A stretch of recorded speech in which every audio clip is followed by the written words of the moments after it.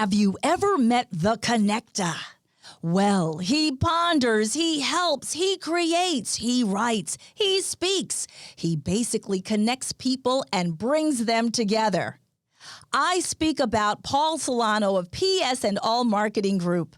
At psandallmarketinggroup.com, you will receive an assembled group of Paul's contacts and connections that cross into many sectors of life. Please contact Paul Solano at 617-240-4130 or psandallmarketinggroup@gmail.com if you are in the market for a wide array of services. Again, please contact The Connector, Paul Solano at 617-240-4130 or psandallmarketinggroup@gmail.com with any questions. And now, here's Paul Solano, the host of Paul Ponders. Welcome to #Paul Ponders. I've really enjoyed bringing you fun, informative, intriguing, and pondering podcasts. Many thanks to #PodPro Entertainment. Today's collaborating sponsor, Scott Albertson of #Project142.org, Riverworks Credit Union, NMLS number 410564, and Remax Renaissance Realty of Reading. Thanks for listening, rating, reviewing, and subscribing. Let #Paul Ponders begin. Greetings, everyone. Hope everyone is doing well today. Well, it's really great to have a repeat guest on this episode, and my repeat guest was on episode number 9 back in May of 2023, and here we are in August of 2025. 59 episodes later. It's Mark Linehan. Mark Linehan, welcome. Paul, thank you so much for having me back. Well, it's great to have you back. And on episode number 9, if you haven't listened to episode number 9 with Mark Linehan and with his life as an actor, why haven't you listened, first of all? But if you have listened, you do know that Mark is very active in the city of Malden landscape, but he's also a professional actor, character actor, tour guide, and all.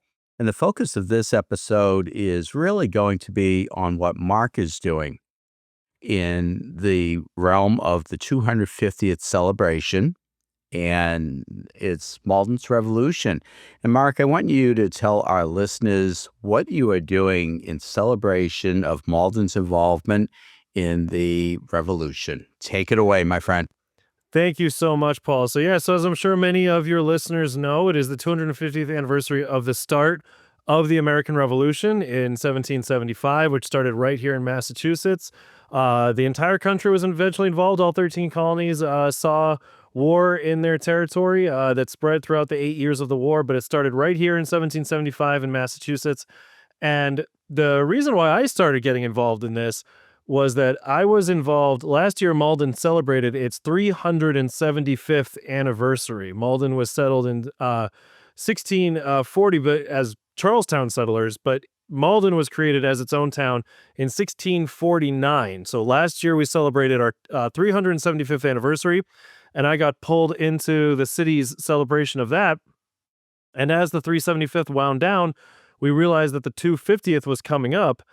And this also happened to coincide with when I started getting connected with a professor at Harvard, an archaeology professor named Jason Ur. Dr. Jason Ur is the Stephen Phillips Professor of Archaeology at Harvard University and the field director of the Erbil Plain Archaeological Dig in Kurdistan, Iraq. And he is a landscape archaeologist. He studies burying grounds. And during the pandemic, he couldn't get to the burying grounds he used to study, that he has studied his entire career, which are in Turkey, Iraq, Iran, and Syria. So he started studying the burying grounds near his office. He started in Cambridge, and now he studies all the burying grounds, the old Puritan burying grounds in New England. And we ended up actually getting connected almost by chance. And it was actually because I'm an actor that we got connected. His partner is the managing director, basically the COO of Greater Boston Stage Company, formerly the Stoneham Theater, where I've worked many, many times throughout my career. And it turns out that a person he was studying while studying the burying grounds lived in Malden. So we ended up getting connected, and I'm now his research assistant. So if you had told me when I was last on Paul Ponders, if you told me that I would have a Harvard ID and that I would be a research assistant at Harvard, I would have laughed in your face and said that's impossible. But life can throw you some amazing. Life can sometimes throw you amazing curveballs, sometimes not so great curveballs. But you never know where you're going to be a year from now. So all the knowledge that I've learned with Jason, working for him, I applied that to the 375th, and then when the 250th came up for the American Revolution, I had learned all these amazing stories about Malden, through the 375th, through my work in Bell Rock Cemetery for Jason. And I said, there are all these amazing Revolutionary War stories. Someone has to tell them.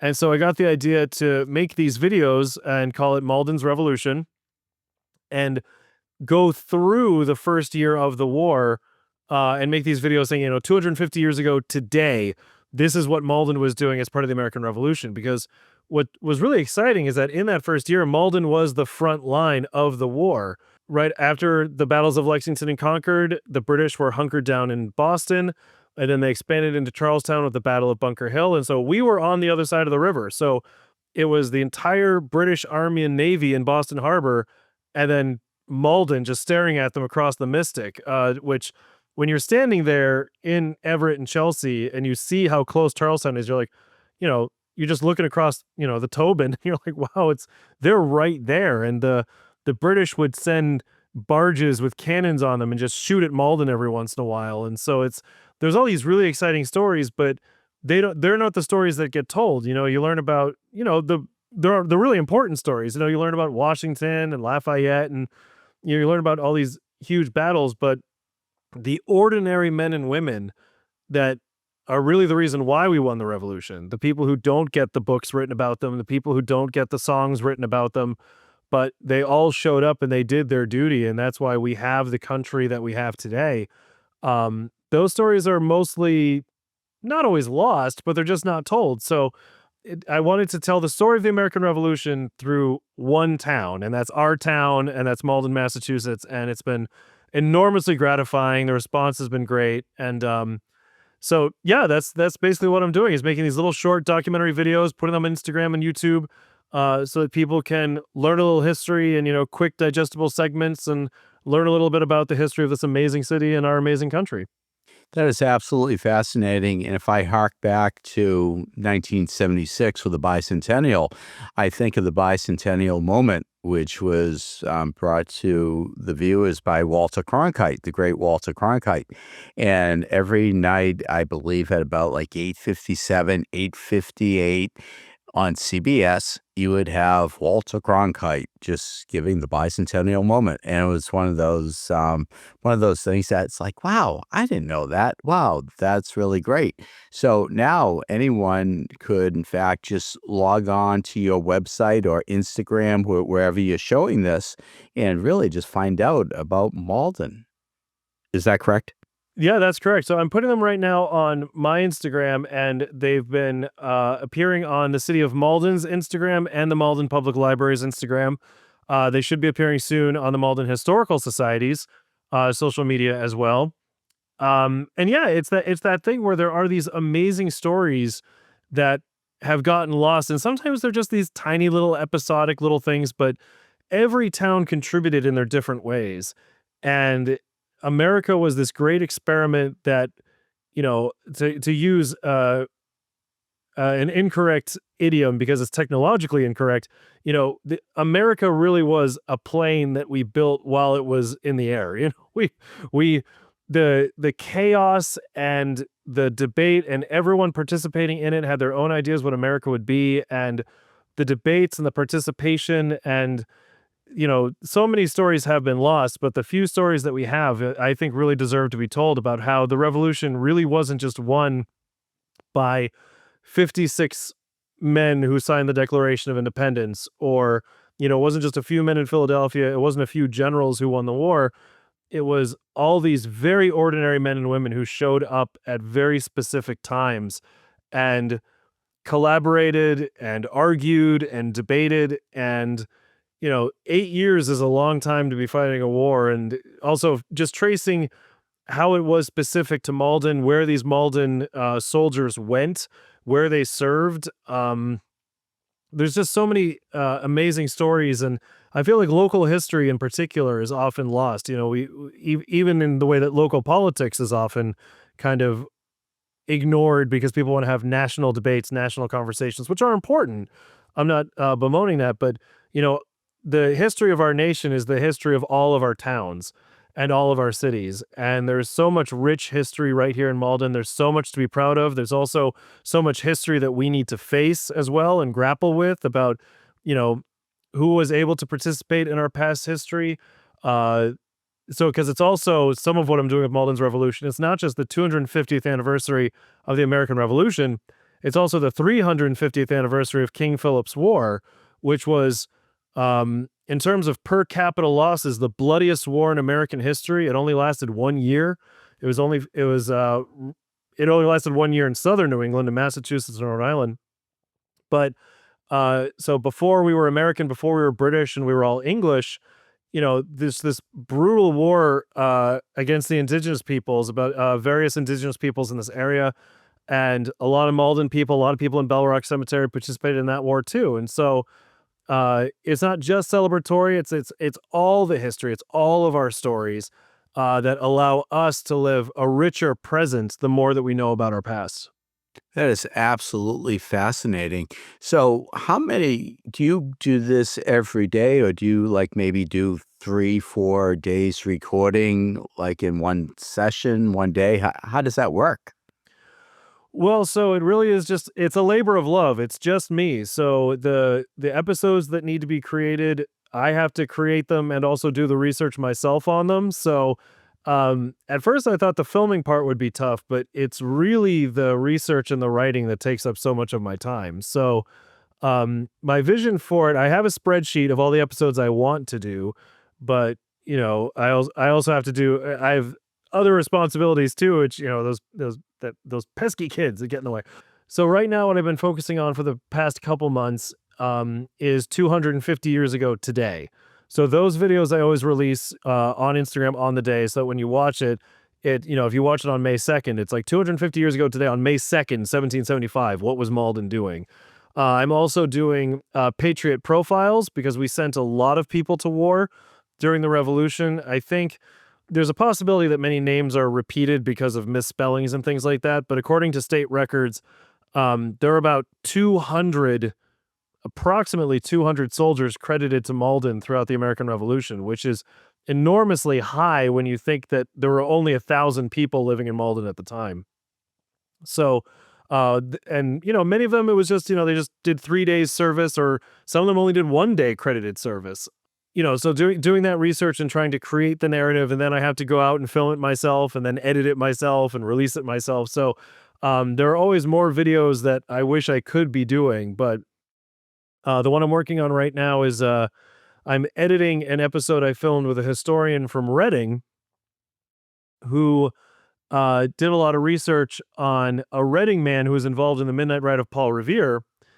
And for 250 years, we never knew who warned Malden. So as Paul Revere went through and did his famous Midnight Ride, there were writers sent in other directions. And every historian who has written about the Midnight Ride of Paul Revere has said, oh yeah, some guy went to Malden and Chelsea and maybe even Lynn, but we don't know who it is. And they were always perfectly happy saying they didn't know who it was. And this historian in Reading was able to uncover that he actually thinks he knows who was the writer who warned Malden. And so for the first time in 250 years, we're going to be able to put a name to the man who sent out our militia, the 77 men of Malden who marched out to Arlington and engaged the British on April 19th, 1775. We never knew who was the man who told us to get going and got us involved in the war. But for the first time in 250 years, we have a name, and you'll have to watch the episode to find out. Wow, that is absolutely fascinating. And I suppose we'll find out that we have a horse with no name too. Sorry, America. Hashtag perfect. Yeah, absolutely. Indeed. So anyways, regarding this whole project and all, when does it culminate? So this is I definitely bit off more than I can chew, because there are always more stories to tell. And the 250th anniversary of the war is going to be going on for the next 8 years. So, this year is just the 250th anniversary of the start of it. But there were soldiers of Malden involved in the entire war. And some of our most famous exploits for some of our Maldonians happened in 76, 77, 78. So just in my preliminary research, one thing I found interesting was that a lot of Malden men who fought in the army in the first couple years, when the war moved on, after the siege of Boston was lifted on Evacuation Day, March 17, 1776, which of course Bostonians love to celebrate for a different reason, but when the war moved on from New England and went into Pennsylvania and New Jersey and New York and moved on, some Malden men signed on with the Continental Army and they fought in those battles as well. But a lot of Malden men decided to go to sea. And a lot of them started serving in privateers and on ships, and many of them served together.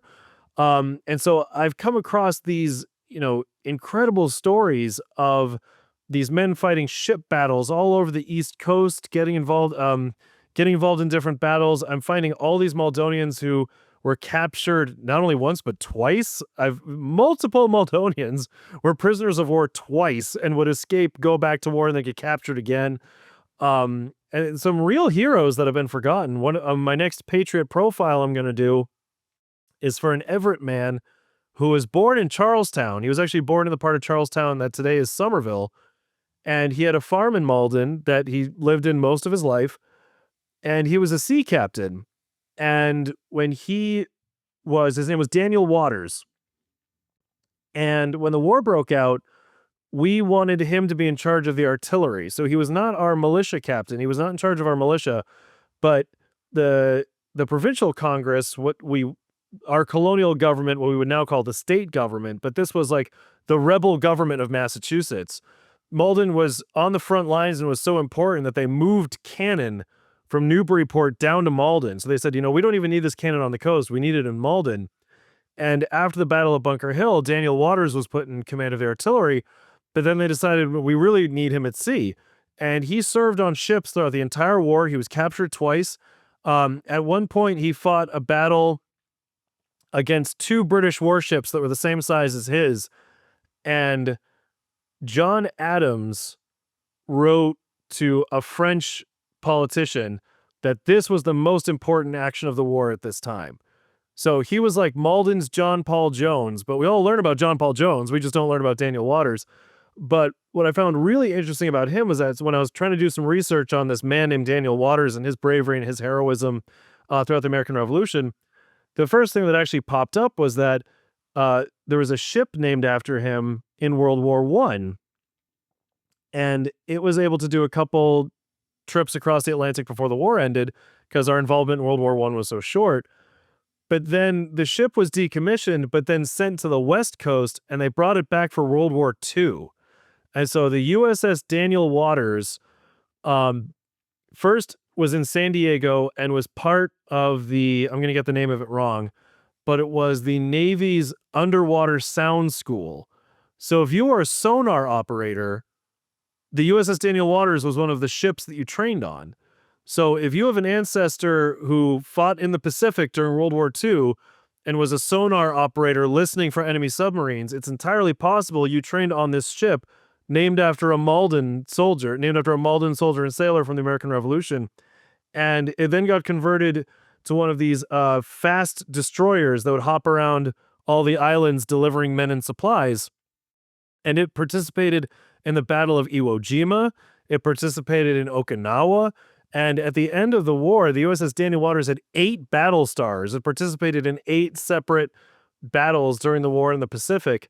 All of this from, a Maldonian who fought in the Revolution, and his name was carried all the way through World War II. He was such an active hero. And, I had never heard of him before. He was this Malden man who was such an American patriot. His name lasted all the way through World War II, and I'd never heard of him before. So it's stories like that. It's these amazing stories. And, we all have, I'm A relatively young Maldonian, although I'm getting up there. But all four of my grandparents fought in World War II. Like, I feel a personal connection to that war, as I'm sure many Maldonians do. And here's this Revolutionary War hero who, you know, some of our relatives might have actually served on that ship, because it fought through two different wars later. So it's stories like that personalize the American Revolution, bring it home, because sometimes it's hard for people to relate to, this faraway war from a faraway time. But in truth, we're talking about people who lived on the land we live on right now. Their farms are our apartments and our condos and our homes and our houses now. So it's really a privilege to be able to tell these stories. Without a doubt. And as I always say, it's really about history being a record of human experience. Okay. And I'm a history major from Boston College, as I think I had mentioned in our episode number 9. But it's one of those things that we never lose sight of the history. Okay. And there is so much history in Malden, and you're a member of the Malden Historical Society. And I foresee or would anticipate that all of your research from this year, even for the next 8 years, should be compiled and maybe be put on some exhibit or wherever in the city of Malden. Do you agree? There's always more stories to tell, and that's why I wanted to do something that we could put on social media, because there are lots of people who maybe their parents are from Malden, or their grandparents are from Malden, or even their ancestors are from Malden. And so um the we're so lucky to have our Converse Memorial Library. We're so lucky to have Doris St. Martin and Philip Wright and our incredible library staff. Um, but it's also important that we democratize the information, make sure that there as many people can see it as possible. And what has been really inspiring for me is seeing how many people are engaging with the videos, and people that even in Malden that I don't necessarily know that well, who are like, hey, this is really resonating with me. This is, um, I was just doing a show in downtown Boston. I was in a musical in May and June, and in the lobby, people would come up to me after the show, and there are always people who be like, "Hey, great show, great job in the show, really enjoyed the show." And I was so struck by how many people in the lobby were telling me, "We're loving your videos. We're loving Malden's Revolution." Um, it's it's George Washington meets our town. It's this it's knowing that every one of us participated, and it was just, I don't even know what the word to use is, common average people, just people like you and me, people who just go to work every single day. These are the people who fought in the war, shaped the war, neighbors helping neighbors, and contributed to create this country that we now enjoy. And being able to share that and share this information, this research, really is gratifying. So in any way in the future that this information gets shared and spread to the people, I'm up for any way that can be done. There are so many other people doing so much wonderful work with the Malden Historical Society, the Malden Public Library. We're so lucky. Doris St. Martin has done so much wonderful research on the city's history. Philip Wright is our local history librarian, and he has helped so many people with their research. And I really am, I'm, I'm very blessed to be able to share this space with other people who have been doing this work. Even going back, we have walking in the steps of other great Malden historians, Deloraine Pender-Corey, Sylvanus Baxter, Frank Russell. I'm just another person who's able to help tell the stories of our amazing city, uh, just like you do, telling the stories of this incredible city and the incredible people who live here, who all deserve to have their stories be told. Without a doubt. Well, Mark, as we start to wind down, I want you to tell our listeners where and how they could find you. So on YouTube, my YouTube channel is just under my name, Mark Linehan, Linehan. On Instagram, my handle is linehan.mark. But they're also posted by the City of Malden and the Malden Public Library. And the Malden Historical Society will be posting them soon. Trying to make sure that we have all the social media platforms in conjunction. So yeah, those are we're going to be able to find them on YouTube and Instagram. And we hope to see you there. And always leave questions in the comments. Feel free to subscribe to me or the city or the library, and always put questions in the comments. I love being able to answer people's questions. We're going to be doing an Instagram live sometime in the next couple weeks from the library. So people will be able to ask their history questions live, and Philip and I will be tackling them together. We're always looking for new stories to tell, and so if there, and that's really what it's all about. It's about the personalizing of the history. I was very lucky just yesterday. A family from Arizona came and visited Malden because the wife was descended from one of Malden's earliest settlers, and she wrote to the Malden Historical Society. She and her husband wrote to the Historical Society asking if we knew anything about their ancestors, could help them do some research. And they sent the email to me being like, hey, we think some of these people are in Bell Rock Cemetery, and Mark does the cemetery tours. And Jason and I, as part of our research, had built a dashboard so you can search for people in Bell Rock and use your GPS and find exactly where they are. And so I said, why don't I just meet you and take you around, and we'll introduce you to all your ancestors. And because in our dashboard, Jason and I have, some relationship information and some links to other information. So I was able to take them around and say, here's your line buried right here. Now we're going to go right over there and see your cousins. And now we're going to pop over there and see your other cousins. And we were able to show them all their ancestors in an hour and just go through, and no one had to stumble through the weeds. No one had to, try to read every headstone. We could just show them where everybody was. And so it's that ability to bring the history to people and make the past come alive so that we can all live a richer present. It's such a privilege to be able to do that in a lot of different ways for the library, for the Historical Society, and for the entire city of Malden. Wow, that is absolutely fascinating. Now, I know, Mark, we could probably go on for another hour or two, but I would love to have you back during the course of the next year and just find out where you're at. And we'll keep the lines of communication open, but please know that you have Paul Ponders as a resource to, in fact, spread the word and to assist you in this project. Thank you so much, Paul. You've always been such a dear friend, and you've always been such a wonderful supporter. And anything I can do for you and Paul Ponders, I am here for you. So thank you so much, my friend. #Indeed. I trust that you have enjoyed Paul Ponders. Again, my name is Paul Solano of PS&All Marketing Group, and I may be reached via email at paul@paulponders.com to do some more pondering. Many thanks to my longtime collaborative friend and associate, Chalonzo Amos of PodPro Entertainment, in bringing you our fun, exciting, informative podcasts. You rock, Techie Chalonzo. With PS&All Marketing Group, I created a side gig to connect you and get things done. Please do not hesitate to reach out to me at paul@paulponders.com with any questions. Subscribe to our YouTube channel at Paul Ponders. Follow us on Twitter at Paul Ponders Pod. Follow us on Instagram at Paul Ponders Podcast.